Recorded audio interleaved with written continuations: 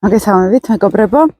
ატარა ვიდეო მინდა ჩაგიწეროთ დღეს მე-12 სახლზე, ასტროლოგიურ მე-12 სახლზე, ცოტა ფსიქოლოგიურად, ცოტა კარმული ეზოთერული კუთხით და არა მარტო შაბლონური ასტროლოგიით, იმიტომ რომ ცოტა სხვანაირად ჩანს ხოლმე ჩვეულებრივ სტანდარტულ ასტროლოგიაში მე-12 სახლი, ცოტა მძიმეთაც გამოიყურება, ესე რომ ვთქვათ, დახასიათებაში, ცოტა სხვა ინტერპრეტაცია შემოგთავაზებთ პირადი გამოცდილებითაც და ცოტა უფრო საიდუმლოდ რომ გავიგოთ, საიდუმლოდ არა უბრალოდ იდუმალება რომ გავიგოთ მე-12 სახლის, ზუსტად მე-12 სახლური სიტუაცია არის ახლა.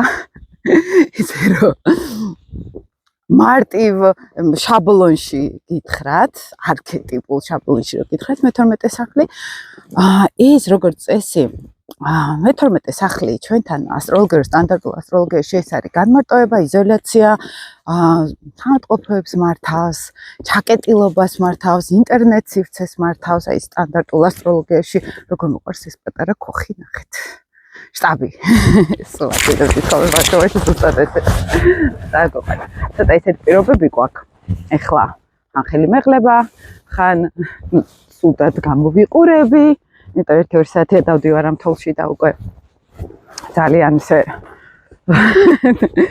გავიწუწე, ესე რომ ვთქვათ. ხო და ცოტა ისე შეგაწუხებთ ხოლმე ჩართვებით. და რა არის ახლა მე-12 სახლი, ოღონდ უფრო აი რომ ვიმუშაოთ საკუთარ თავზე უფრო ფსიქოლოგიურად, რომ დავინახოთ ეს მე-12 სახლი. საერთოდ კლასიკურ ასტროლოგიაში მე-12 სახლი, ნეპტუნი, თევზები ეს ერთი თემა არის. შეიძლება ნეპტუნი ყავდეს ჩართული ადამიანს რუკაში და წაიკითხოს მე-12 სახლი და ძალიან ეცნოს აქ ბევრი რაღაცეები. შეიძლება მაგალითად თევზები ყავდეს აქტიური, მაგალითად 3 პლანი და თევზებში და უკვე იგრძნოს ადამიანმა რასაც აიკითხოს მე-12 სახლზე, აი კი მე ესეთი ვარ. საერთოდ ერთი მინდა გითხრათ, რომ თუნდაც მე რამდენი წელია პრაქტიკაში ვარ ასტროლოგიის და აი რაღაცები რომ მithქვამს ადამიანისთვის სიტყვაზე, ხო? რომ აი ეს ჩანს ეს კომბინაცია და წესით ესე უნდა იყოს. და მოუწერიათ მე წლების შემდეგ, რომ მაშინ არ ვიცოდი და თურმე ეგრე ყოფილა. ანუ არ იცნობდნენ თავს, ესე ვამბობთ. მეც მქონია ესეთი რამ წლების წინ, რომ ასტროლოგებთან ვიყავი, ესე რომ ვთქვათ და აი მითხრეს, რომ ესე არის, როგორ გამიკვირდა, მინიმუმ გამიკვირდა. უარყოფა ნაკლებად, მაგრამ გამიკვირდა. ანუ ეს იცით რას ნიშნავს განაის, რომ ასტროლოგი არ მუშაობს. მუშაობს იმ კუთხით, რომ ჩვენ არ ვიცნობთ ჩვენ თავს. და ზუსტად ჩემი მთელი ენერგიის ჩადება ასტროლოგიურ განათლებაში სიამოვნებაში კავშირდება იმას, რომ პიროვნულ განვითარებაში შეგვიძლია ძალიან კარგად წავიდეთ ასტროლოგიის მეშვეობით. თვით რეფლექსია, თვით დაკვირვება, მე რამდენ სისტემასაც უყურებდი ადრე. მაინც ვერ უმკლავდება ისე ბოლომდე. ჩვენი შინაგანი რაღაცა ცუდ ადგილას მოვხვდი, მე მგონი ამ ტბაში მოვხვდი. დათოლი ტბაში. იმედი არ ჩავიძირები აქ. ხო და აი იმ კუთხით რომ ჩვენ სადღაც ფსიქოლოგიაში შეგვიძლია ჩვენ თავი გავიცნოთ, მაგრამ იქამდე არ მივიდეთ, რასაც ასტროლოგია გვთავაზობს. აი ამას რომ მივხვდი, განსაკუთრებით უფრო წავედი მე ასტროლოგიაში და უფრო ვცდილობ შემოგთავაზოთ უფრო სიღრმისეული ასტროლოგია, ხო? რომელიც პიროვნების ან ჩვენი ყველაზე ღრმა კუნჭულების შეცნობას ემსახურება. მე-12 სახლს გაშინებს, მე-12 სახლი, განსაკუთრებით ხარ რო ვასწავლი ხოლმე თუნდაც ასტროლოგიას და სხვა შორის მარტში მექნება ახალი კურსი. ოღონდ ჩემი სისტემა სწავლების საერთოდ სხვა არის, ეს არის უფრო ფსიქოლოგიური მიმართულება, უფრო თერაპიული მიმართულება, ასტროლოგიური კომბინაციები პლუს თერაპია. ეს არის ჩემი პირადი მეთოდი. ფაქტიურად რამდენიმე მეთოდს ვიყენებ ხოლმე ფსიქოლოგიის, ასტროლოგიურ კომბინაციაში და ამას ვასწავლის სხვებს, ვისაც უნდა უფრო სიღრმისეული მაგალითად ან თავის თავზე იმუშაონ, ან სხვებზე, ან უბრალოდ ასტროლოგობა უნდათ უფრო აი ამ განხრით, ხო, ასტროფსიქოლოგიის კუთხით, აი მათთვის ვაკეთებ ხოლმე აი ამ კურსს. და საინტერესო ის არის, რომ ხშირად მოდის ხოლმე კითხვები, რომ აი ცოტა გვაშინებს მე-12 სახლი, ცოტა რაღაცნაირად აი დანაკარგების სახს რო ეძახით და საიდუმლოების და საავადმყოფო და იზოლაცია და მთელი ამბები, აი ზოგჯერ გვაშინებს ხოლმე თითქოს, ხო? და ეხლა ავხსნი რამდენიმე შრეში. სიამდვილეში ეს რას უკავშირდება? თან ეხლა წამოვგვარდები ცოტა სწორე. თქვენ თავარდოთ და ხალეთ. და რა არის ახლა მე-12 სახლი? საერთოდ ასტროლოგიაში ეს არის ყველაზე ბოლო სახლი, რომელიც აერთიანებს მთელს ნიშნებს ფაქტიურად და ზოგადად თევზებიც ესეთი იმპულსი არის, რომ ყველა ნიშანი ასრულებს ფაქტიურად თავის თელ წრეს, ესე რომ ვთქვათ. და ვაიმე უნდა განახოთ წინ. ხო, მგელი არ შემჭამ სავარაუდოდ, იმიტომ რომ წყებსები არიან აქ. რაღაცეები ბღავიან. და არ შეგვიშლიან ხელს. მოკლედ, და ეს მენახები. და მე-12 სახლი, აი, უფრო ფსიქოლოგიურად ჩავკვირდეთ, განსხვავდება მაინც ნეპტუნისგან, განსხვავდება თევზებისგან. იმ კუთხით განსხვავდება, მეგობრებო, რომ მე-12 სახლში რამე პლანეტა თუ ხდება, ან მე-12 სახლის მართველი თუ ხდება რომელიღაც სახლში, და აი ეს ძალიან ხშირად არიციან ხოლმე ასტროლოგიაში, ამ დროს მართველები არის ყველაზე მთავარი. მართველებში უყურებთ სინამდვილეში რა ხდება, აი თქვათ ახლა მერვე სახლში პლანეტა გააჩნია საიდან მოდის, ხო, ეს ცოტა უფრო სიღრმისეულ ასტროლოგიაში ვინც არის ჩახედული მათ გამოადგებათ. მაგრამ აი უბრალოდ პლანეტები ავიღოთ მე-12 სახლში. გააჩნია ჯერ პირადი პლანეტები არის თუ სოციალური პლანეტები. იმიტომ რომ სოციალური პლანეტები ცოტა სხვანაირად მუშაობს, ცოტა ფარულად მუშაობს. მაინც-ამაინც ის არ იგრძნობა ხოლმე. მაგალითად ურანი თუ არის, ნეპტუნი თუ არის, მაგალითად ამ პლუტონი მე-12 სახლში. ის შეიძლება ვერც ვიგრძნოთ. საერთოდ მე-12 სახლს ვერ გრძნობთ ნეპტუნის თუნდაც ტრანზიტებს. თუნდაც პირად როკაში როცა ნეპტუნი შემოგვდის, ვერ გრძნობთ ნეპტუნს. ის ისე დაფარულად მუშაობს, ისე ჩუმად მუშაობს, რომ ძალიან რთული არის მისი აღმოჩენა, მისი გაცნობიერება, ხო, პლუტონისგან განსხვავებით. იმიტომ რომ პლუტონი სერიოზულად ესე კი წამოვედი სიწყნარეთ სიჩუმე იქნება თქო და იმდენი აბავი ხდება. ვინ დაკტავებს მარტო? აი ვინ? ესე იგი, იმედია რაღაც ძალიან შრიალები და ძალიან ამბები არის მოდა. და რა არის ახლა მთავარი? როცა მე-12 სახლზე ვლაპარაკობთ. ეხლა ზედმეტი შიშინები რო არ იყოს ცოტა ისე მოგვექნება მიკროფონი.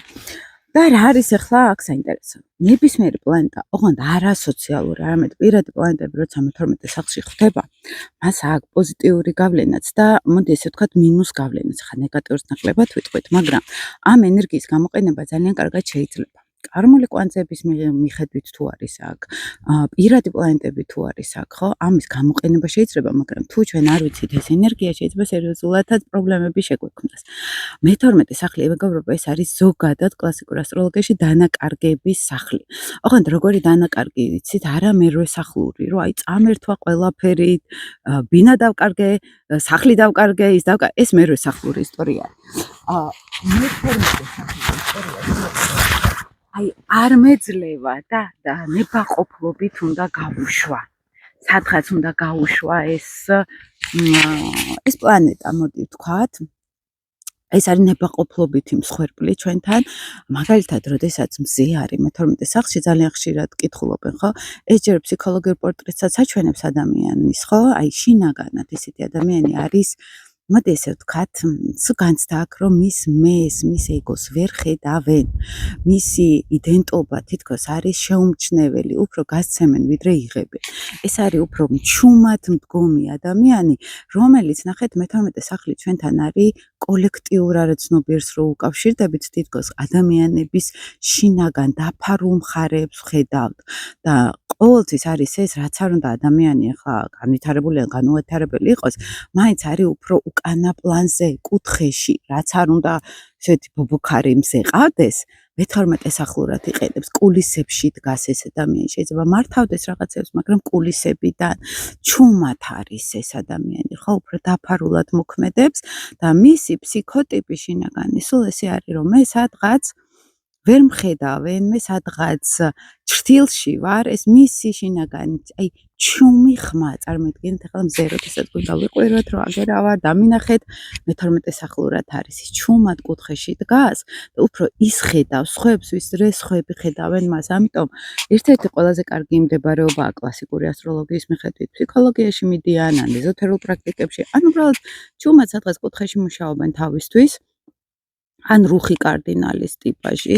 რუხი კარდინალი ცოტა მორიელურ პლუტონური ტიპაჟია, მაგრამ აი უფრო რბილი რუხი კარდინალი რო ვთქვათ ესე, სადაც ადამიანი უფრო იცით როგორ მუშაობს, აი დამკვირვებლად სადღაც, ხო? აი ჩუმად არის სადღაც გარინდული უყურებს სხვებს.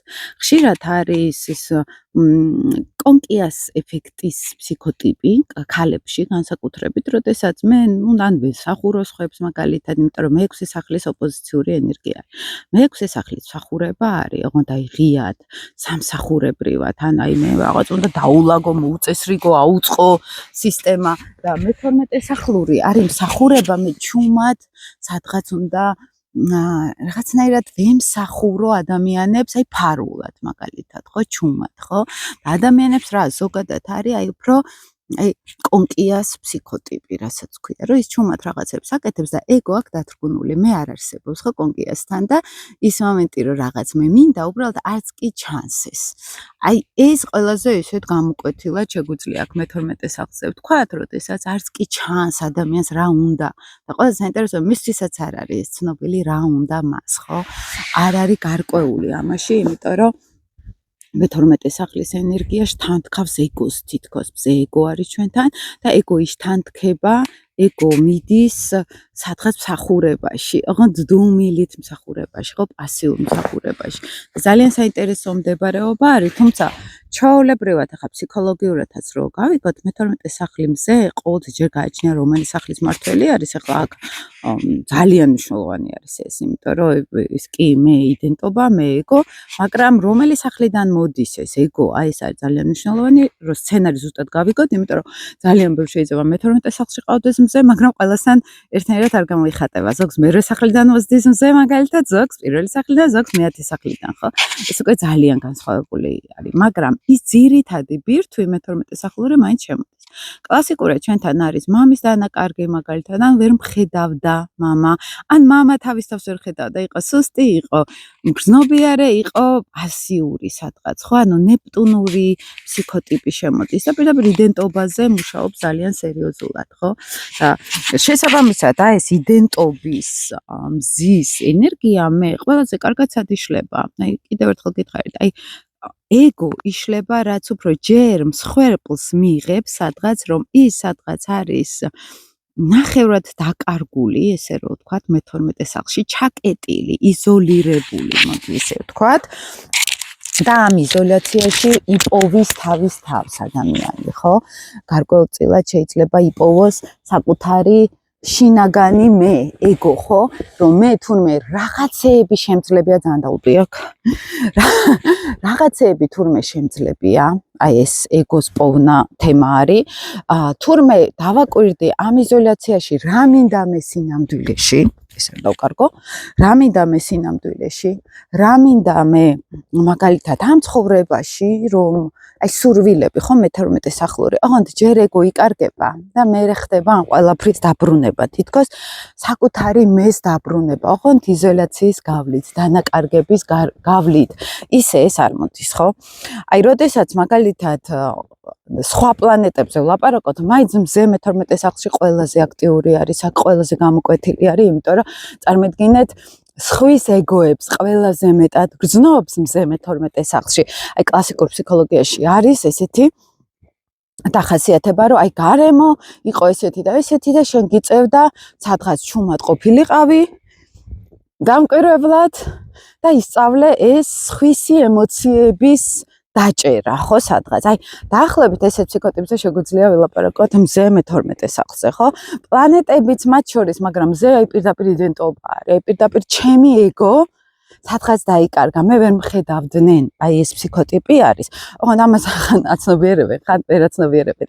შეიძლება თერაპიული შეხვედრა, აი ძალიან ისე ჩართულად როცა გვაქვს ხოლმე კონსულტაცია, აი მაშინ შეხვდნენ ამ მე-12 სახლს, თუ ეს არის გაუცნობიერებელი. თუ გაცნობიერებული არის, ძალიან კარგად ხდებიან უკვე და კიდევ უფრო შორს მივდივართ, როგორ შეიძლება ეს დაამუშავონ, ხო? და დამუშავება რა არის?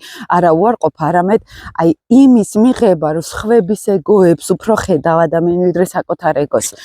ამიტომ ერთ-ერთი კარგი კომბინაციაა ფსიქოლოგიის განხრით, ან ნებისმიერი კუთხით, თუნდაც სამსახურებრივად შენ სხვების ემოციების წაკითხვა გეხმარება შენ პირად საქმეში, ხო, თუნდაც აი ყველაფერს ზამარტივად რომ შევხედოთ და არა, ეხლა რომ ყველა მე-12 სახლელი ფსიქოლოგი უნდა იყოს, ხო? ანუ ფსიქოლოგიური დაკვირვება ნებისმიერ სფეროში ეს მათი ძალიან ძლიერი მხარე არის.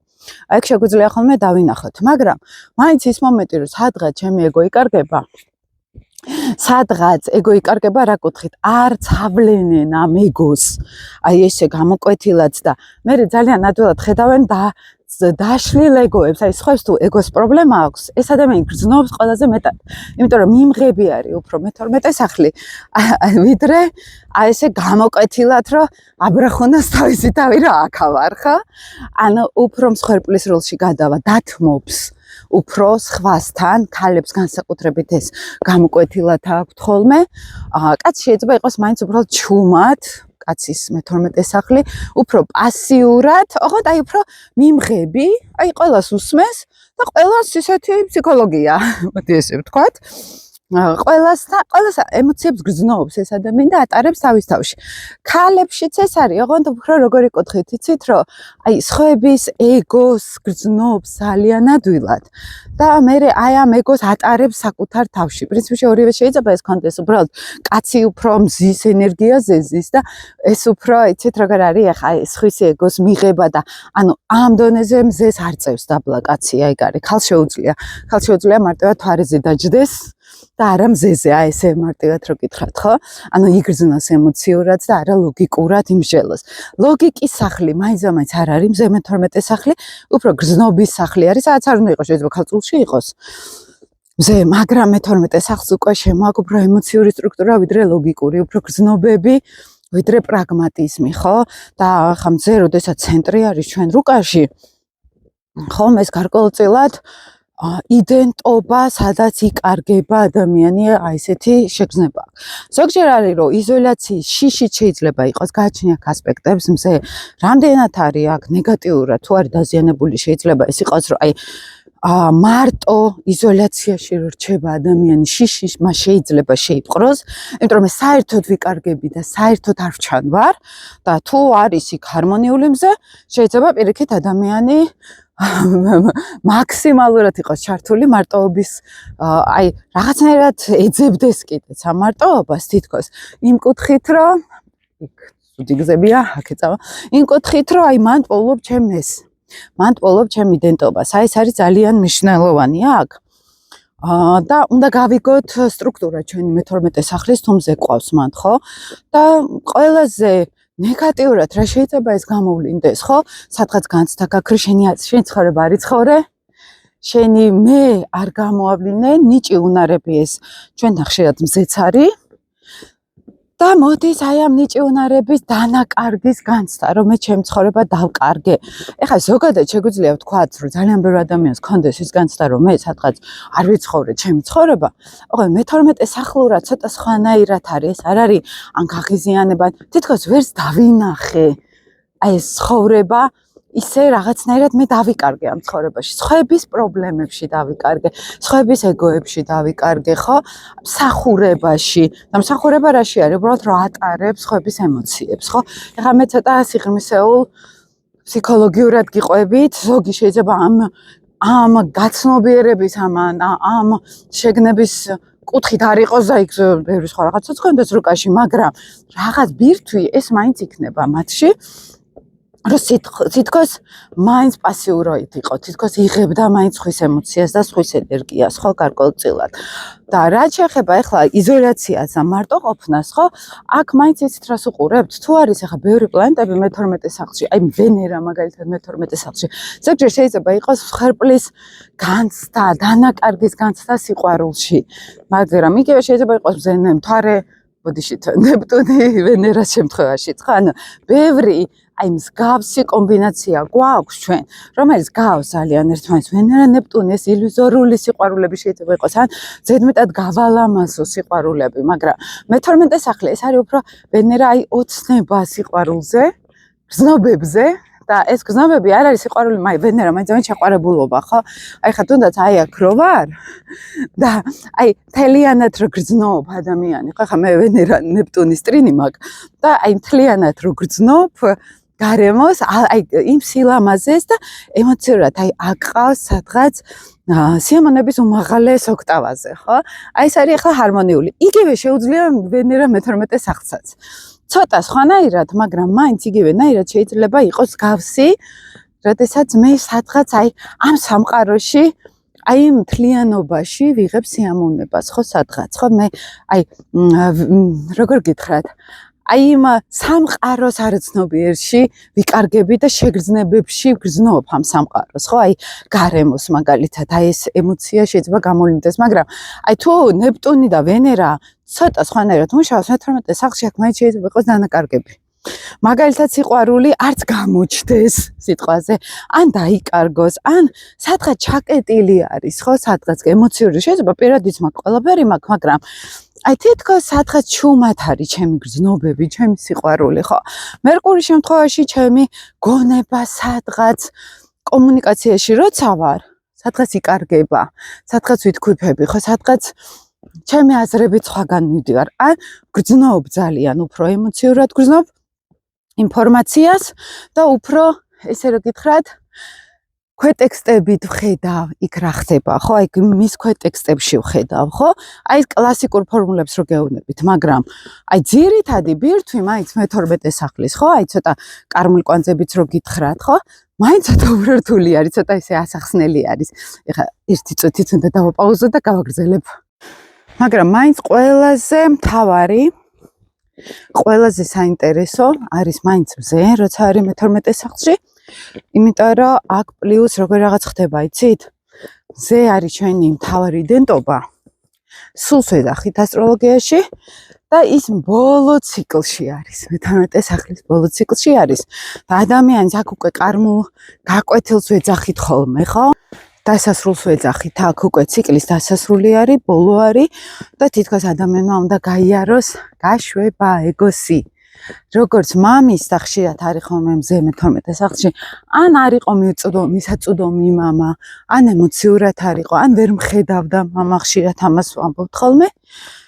ან როგორ რაღაც იცით, აი ზოგჯერ არის რომ საერთოდ წავიდა სახლიდან მამა, ან ემოციურად ის თავის სამყაროში ცხოვრობდა, ხო? მიუწვდომლობა არის მაინც მამასთან გარკვეულწილად და აქ არის მესიჯი სამყაროსგან, რომ უნდა გაუშვათ აი ეს მამაკაცის, აი ჩვენი მეს დანახვის ენერგია, ხო, სადღაც. სხვა შეიძლება ქალებთან ისიც არის, რომ მამაკაცები ან მე-12 სახლურები არიან, ან თევზური ენერგეტიკის თავის თავში სამყაროში ჩაკეტილი, ანუ მამის სცენარს უნდა იმეორებდნენ და ამავე დროს მე-12 სახლი არის ეს უპირობო სიყვარული. ღვთიურ სიყვარულს რო ვეძახით, ხო, ნეპტუნური ენერგია არის და ხშირად არის ძალიან დიდი მოთხოვნილება სიყვარულის. ყველაზე მთავარი ბირთვი რაც არის აქ. აი ძალიან დიდი მოთხოვნილება ქალებს აქვთ, რომ მამაკაცის სიყვარულის ძალიან დიდი მოთხოვნილება აქვთ. კაცებს აქვთ უფრო ზოგადად, აი ჩემი მე სადღაც უნდა იყოს ძალიან მიღებული. ოღონდ უპირობოდ, ხო? აი ცოტა ისეთ მისტიურ სიყვარულს ვეძახით ხოლმე აქ მე-12 სახლს. და უდიდესი სურვილი არის ხოლმე სიყვარული, ზოგჯერ არის გაიდეალება მამის ენერგიის, რომ ის იყოს საუკეთესო. ამ დროს აქ არაცნობიერში ძალიან ბევრი პრობლემა არის. ხშირად ფსიქოთერაპიაში მე-12 სახლზე, მე-12 სახლზე არის მთელი ამბავი, რომ აი გარკვეულწილად რომ აი აქ ყველაფერი კარგად ამაქვს. მამასთან და ყველაზე ბევრი პრობლემა მანდ იყოს, იმიტომ რომ იფარება მე-12 სახლი არ ჩანს კარგად, ხო? ჩვენ რაც გგონია, იქ სხვა სურათი შეიძლება დაგხვდეს. საერთოდ აი ძალიან ღრმა არაცნობიერი არის მე-12 სახლი. საერთოდ მე-4, მე-8, მე-12 სახლი ჩვენთან აი ფროიდისეული ფსიქოანალიზის თემა არის. აქ არაცნობიერში წასვლა არის. სუფთა მე-8 სახლი უფრო ჰიპნოთერაპია არის. მე-12 სახლი ღრმა ფსიქოლოგია არის. მე-12 სახლი სუფთა ესეთი ძალიან ღრმა კარმულ დონეზე რო ჩადიხარ, ესეთი ენერგია არის და ყველაზე კარგად მე-12 სახლ მზეს გამოსდის, ну იქ პლუტონზეც რა თქმა უნდა ამას ვიტყოდით, აი უფრო ჰიპნოთერაპია, თავის ფსიქოანალიზით და არაცნობიერში გასვლა. ანუ ეს არის აი ზუსტად ის დახმარება და დაჩქარება აი იმ დანაკარგის მიღების, რაც მისიასავით აქვს აი ამ მზეს, ხო, ესე რომ ვთქვათ, აი ამ იდენტობას. თუმცა მარტო მზეზე არ ლაპარაკობ, შეიძლება მზე იყოს მე-12 სახლის მართველი, ეს მინდა განახოთ ლისის ტბა. ძალამაზად არის დღეს. არ ჩაულებრივად არის და ეკ პატარა მწყერები თუ რაღაცები დადიან ზედ, გაყინული არის. და აი მაგ პროცესები ფსიქოთერაპიულ პროცესებში ყველაზე ღრმა სტრუქტურებში შედიან ხოლმე აი მე-12 სახლის კუთხით. ახლა ჩვეულებრივ ფსიქოლოგიაში ხშირად ამბობთ ხოლმე, რომ ან ექიმები შეიძლება გახდნენ, მედდები, მაგალითად მე-12 სახლი არის, ხო? აი, მსახურება სადაც არის, უფრო ფსიქოლოგი შეიძლება გახდეს, ან ადამიანი, რომელიც ხვების ეგოებს ატარებს, მაგალითად ხვებს უსმენს, ხვებს ეხმარება, სადაც არ უნდა მუშაობდეს, ხო, სადღაც არის თითქოს დახმარების სურვილი, სულ რომ აი მე დავეხმარები ამ ადამიანს, მოусმენ შინაგანად, მაგრამ კარმული კუთხით ეს არის, რომ შენი ეგო, შენი მე სადღაც უკან უნდა დახიო და მე თავიდან აღმოაჩინო. აი ეგ არის ძალიან მნიშვნელოვანი, რომ თავიდან უნდა ვიპოვოთ, ისე რომ თქვა, ეგო, ოღონდ ის ახალი ეგო უკვე რაღაცნაირი ციკლი რო დასრულდება და ახალს რო ვიპოვით. ზოგადად პირადი პლანეტები, ხო გეუბნებით, ახლა აი ვენერა არის, ან სხვა პლანეტები, მარსი მე-12 სახლში მაგალითად, ხო?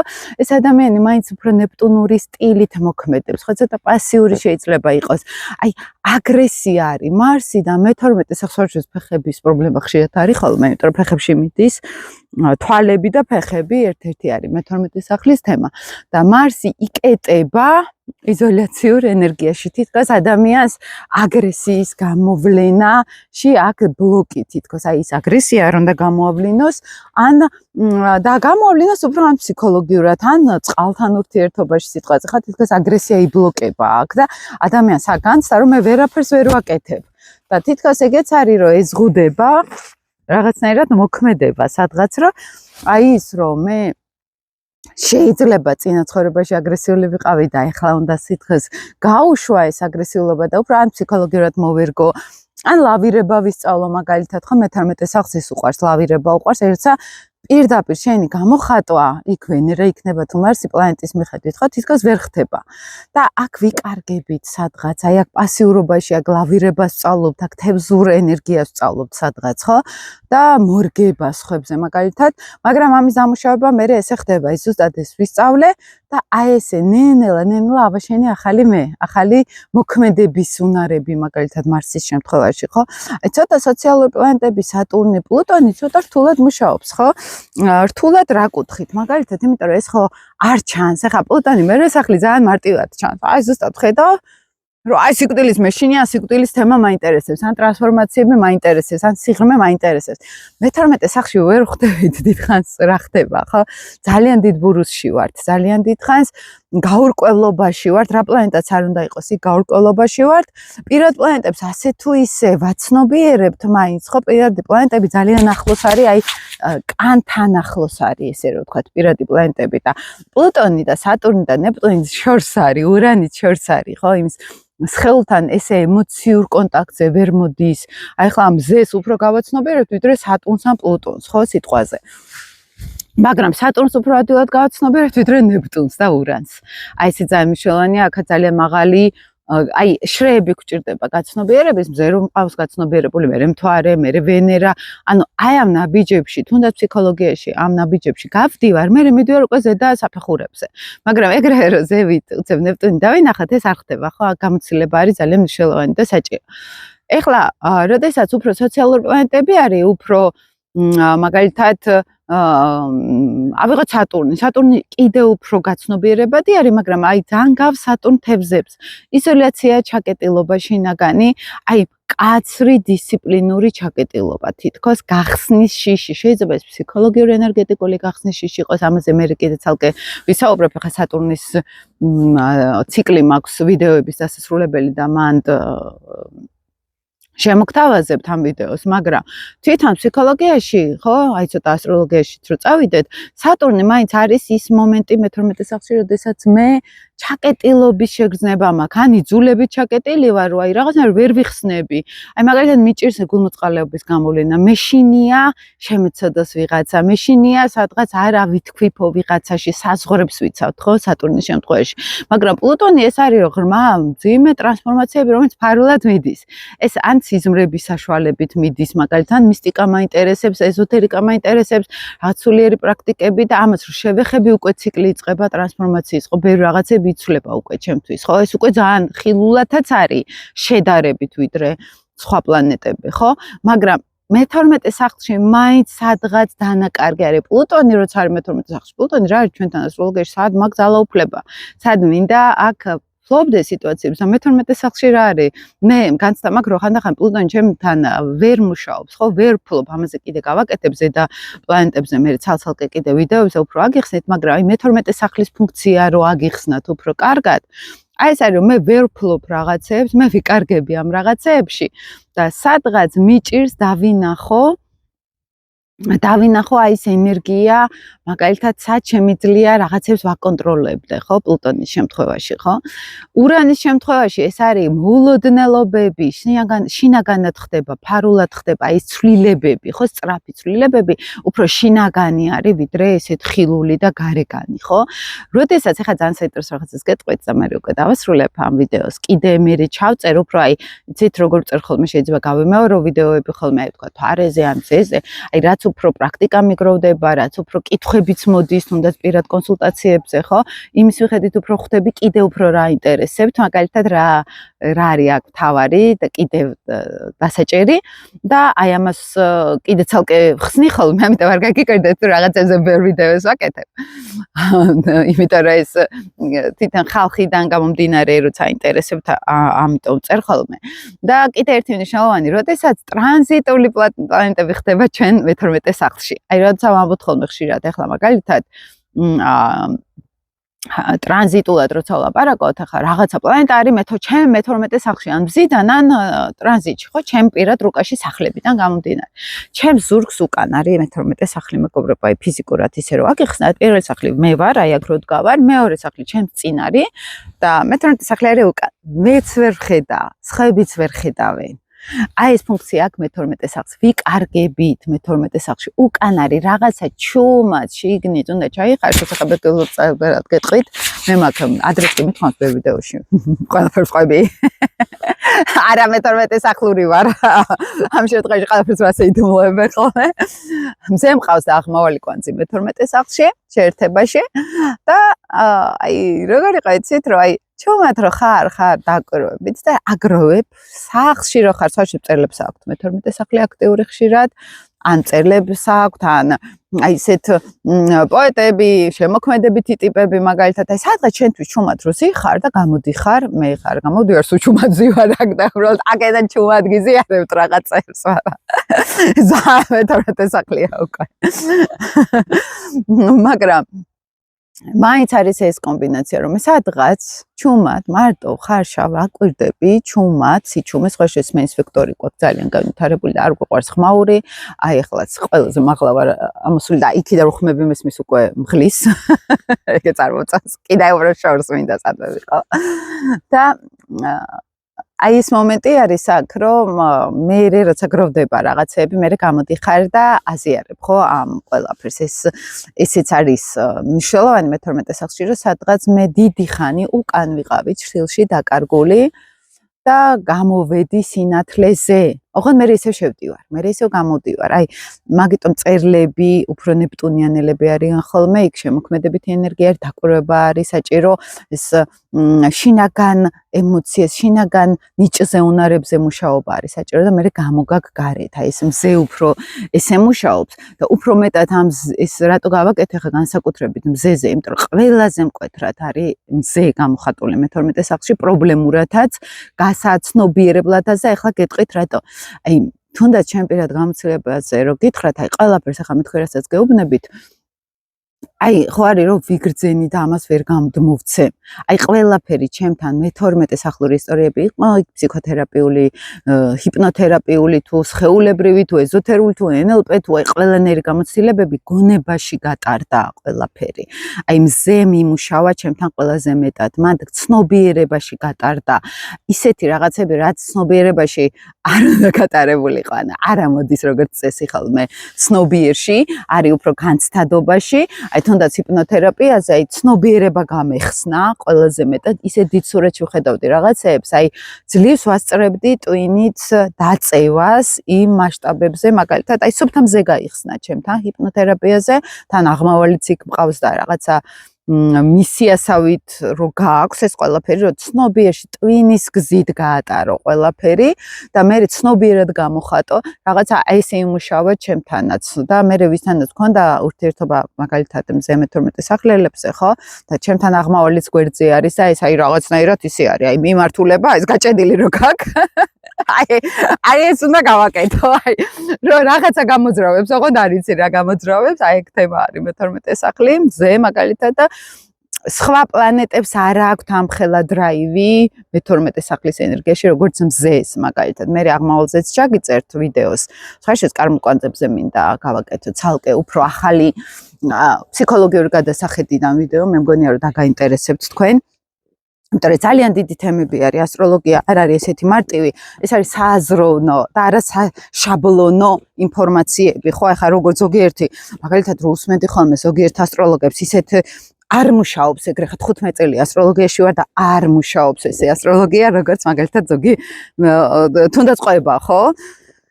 კომბინაციებზე არ მუშაობს. ეს უკვე ნიშნავს, რომ შენ კი არ აზროვნებ, კი არ მუშაობ ინდივიდებთან. უბრალოდ რაღაცა რაც წაიკითხე, იმას ყვები. სლები ესე არ მუშაობს.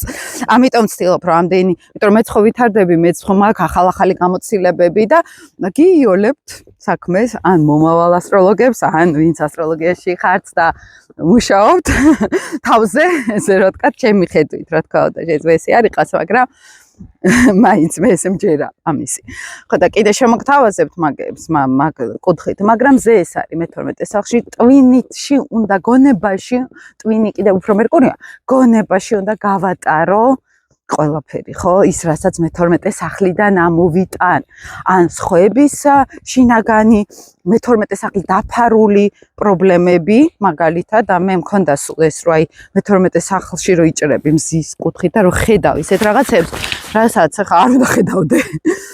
და ესეც მზის გაცნობიერების ფუნქცია არ კი არ გძნობ, ხედავ აი გონებაში მოდის ხოლმე პირდაპირ ის დაფარული ჩემ შესახებათაც და სხვების შესახებადაც და აი ეს შეგიძლიათ გამოიყენოთ ძალიან კარგად. ძალიან მაინტერესებს ვისაც ყავთ მე-12 სახლი მზე. აი უფრო რო გააზიაროთ თქვენიც. და ოღონდ გაცნობიერებული ვისაც აქვს ეს მე-12 სახლი და არა ის რომ მე 10 წლის მერე დაწეროთ რომ ვაიმე ეს არ ყოფილა და თურმე არაწარად გიხო სიტყვაზე. დაწერეთ, არა ისე კეუბნებით, ხო? ხშირად რომ მოდიახალმე. ხოდა ზოგჯერ 10 წლის წინ რომ ვიღაცას რუკა გავუკეთე და რომ მიყვება, რომ ყველაფერი ისე მოხდა, ხოდა მაშინ საერთოდ ვერც გავიგე ვერაფერიო, ხო? ვერც გამოვიყენეო ეს ინფორმაციებიო, ესეც ხდება ხოლმე ხშირად. ხო და მოკლედ მეგობრებო, წარმატებებს გისურვებთ. იმედია საინტერესო იყო თქვენთვის ეს ვიდეო. მე-12 სახლს კიდე სადღაც დაუბრუნდები. ცოტა სხვა პრიზმაში, მაგალითად შეიძლება უფრო ტრანზიტებზეც განხილოთ, თქვენი რჩევებიც მჭირდება ხოლმე, შემოთავაზეთ, დაწერეთ კომენტარები, როგორ ხედავთ მე-12 სახლის ენერგიას, თქვენში როგორ ხედავთ, რა გაინტერესებთ ყველაზე მეტად მაგალითად, ხო? და ვეცდები ხოლმე რომ მოვერგო თქვენს სურვილებს, ესე რა ვთქვათ, და დროებით, აბა.